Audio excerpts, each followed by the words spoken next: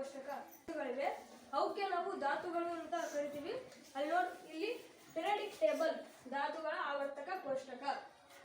ಅವನ್ನ ನಾವು 4 ಬ್ಲಾಕ್ಗಳಾಗಿ ಮಾಡ್ತೀವಿ. ಮೊದಲನೇದು ಎಸ್, ಪಿ, ಡಿ ಮತ್ತು ಎಫ್. ಎಸ್ ಅಂದರೆ ಶಾರ್ಪ್, ಪಿ ಅಂದರೆ ಪ್ರಿನ್ಸಿಪಲ್, ಡಿ ಅಂದರೆ ಡಿಫ್ಯೂಸ್ ಮತ್ತೆ ಎಫ್ ಅಂದರೆ ಫಂಡಮೆಂಟಲ್. ಮತ್ತೆ ನಾವು ಇವತ್ತು ಎ ಇಂದ ಬರುವಂತಹ ಧಾತುಗಳನ್ನು ನಾವು ಜೋಡಿಸ್ಕೊಂಡು ಹೋಗಿದ್ದೀವಿ. ಮೊದಲನೇ ಆಕ್ಟಿನಿಯಂ, Ag ಅಂದರೆ ಸಿಲ್ವರ್, Al ಅಂದರೆ ಅಲ್ಯೂಮಿನಿಯಂ, Am ಅಂದರೆ ಅಮರೀಸಿಯಂ,